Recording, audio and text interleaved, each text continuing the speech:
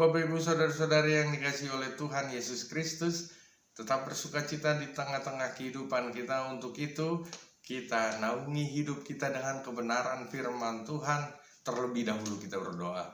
Kembali kami bersukacita kepadamu ya Tuhan, di tengah-tengah rasa syukur kami. Tuhan masih menjaga kami, Tuhan masih melindungi kami di setiap situasi kehidupan kami, situasi sesulit apapun. Tuhan tetap memenangkan, Tuhan tetap menopang hidup kami. Untuk itu kami imani kebenaran firman-Mu menjadi jalan setiap kami, umat percaya. Berfirman Tuhan, demi Kristus yang hidup kami imani, firman-Mu adalah jalan di tengah-tengah hidup kami. Di dalam nama-Mu kami berdoa, amin. Bapak Ibu Saudara-saudari yang kekasih di dalam Kristus Yesus, selamat pagi, selamat menapaki hari kita. Selamat bersuka cita karena kasih-Nya tetap menaungi hidup kita. Dengan firman Tuhan yang tertulis di dalam Yohanes 6 ayat 21 ayat saja, ya kan?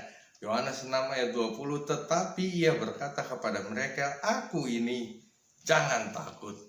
Tetapi ia berkata kepada mereka, aku ini, jangan takut. Kita tahu bahwasannya setiap murid adalah orang yang pasti melihat kemustahilan menjadi tidak ada di tengah-tengah hidup Kristus sebagai guru yang ia ikuti, yang mereka ikuti. Ini adalah hal penting bahwasannya setiap umat percaya harusnya melihat kemustahilan itu tidak ada di dalam Kristus. Maka firman-Nya mengatakan tidak ada yang mustahil bagiku, karena Tuhan adalah pencipta segalanya. Tuhan adalah penentu di tengah-tengah kehidupan kita setiap umat manusia. Ada hal yang menarik, ketakutan merundungi para murid. Ketika itu misi harus tetap dijalankan. Yesus menyuruh para muridnya terlebih dahulu untuk berangkat, menyeberangi danau, menyeberangi laut. Tetapi ketika Yesus menghampiri beberapa jam setelah murid berangkat, setelah sudah bermil-mil jauhnya murid menyeberangi danau dan laut, maka Tuhan Yesus menghampiri mereka. Ada hal yang luar biasa, murid tetap menjadi orang yang penakut. Itu hantu, ya kan? Seruan-seruan itu sering juga kita katakan sebagai wujud ketakutan kita. Seringkali kita terlampau gentar menghadapi situasi hidup kita yang sulit, situasi ekonomi, situasi sakit penyakit. Kita lupa bahwasannya Tuhan adalah pencipta segala dan penentu di tengah-tengah kehidupan kita. Maka jangan terlampau gentar menghadapi segala tantangan tersebut. Itu adalah berita sukacita bagi kita semua. Jangan terlampau gentar menghadapi sakit penyakit yang sedang engkau lewati, yang sedang engkau jalani, yang sedang merundungi kehidupanmu. Sebab Yesus adalah penentu. Maka jika kita menjadi umat yang menang, kalau kita mau dimenangkan dengan menyertakan Tuhan di tengah-tengah kehidupan dan ketakutan, keraguan-raguan kita, untuk itu tetap libatkan Tuhan. Untuk itu tetap melipat tanganmu. Untuk itu tetap melihat kekuatan apapun tidak bisa menandingi kekuatan Tuhan yang menjadi penentu di tengah hidup kita. Maka kalau kita menghadapi situasi sulit di hari ini, kita libatkan pikiran kita untuk melihat, bercermin dan melihat spion di hari yang kemarin. Hari yang kemarin banyak Yesus memenangkan. Hari yang kemarin sudah dimenangkan oleh Tuhan kita melalui segala karyanya yang nyata di tengah-tengah hidup kita. Untuk itu sebagai umat terpilih, umat-umat yang mempercayai Kristus, Bapak Ibu Saudara-saudari, tetap melandaskan hidup kita dengan firman Tuhan yang hidup. Karena kita tidak tahu apa yang akan menjadi tantangan kita.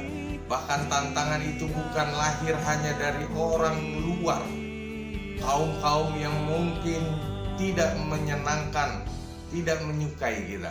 Tantangan itu bisa juga dari dalam, dari keluarga kita bahkan, ya kan? Tetapi jangan pernah rebut sukacita Tuhan, karena kita tidak takut Tuhan yang memenangkan. Karena kita tidak takut, Tuhan yang membela. Untuk itu saya imani setiap kita di tengah-tengah menjalankan kebenaran firman-Nya, jangan pernah takut. Di situasi sulit atau di situasi di tengah-tengah dunia yang semakin memikirkan dirinya sendiri.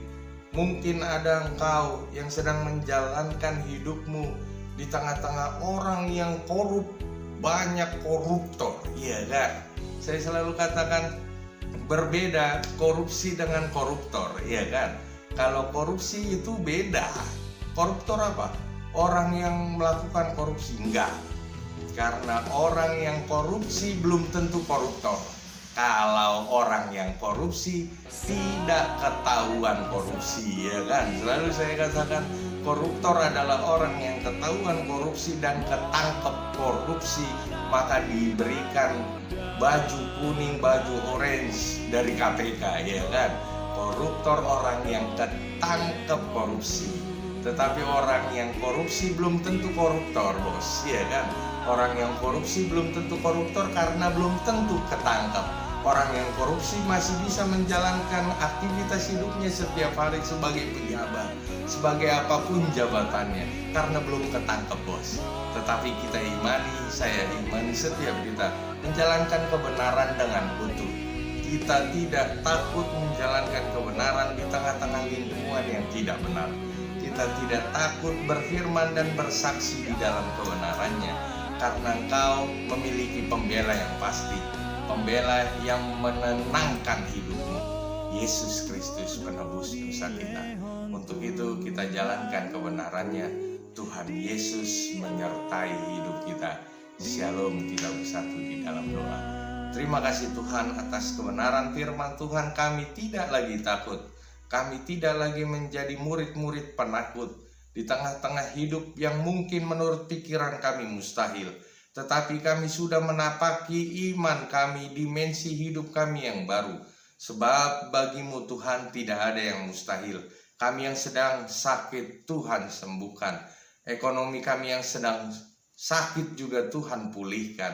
Keluarga kami yang sedang kacau, keluarga kami yang sedang berseteru di tengah-tengah satu sama lain, Tuhan menjadi pembela, Tuhan menjadi pendamai.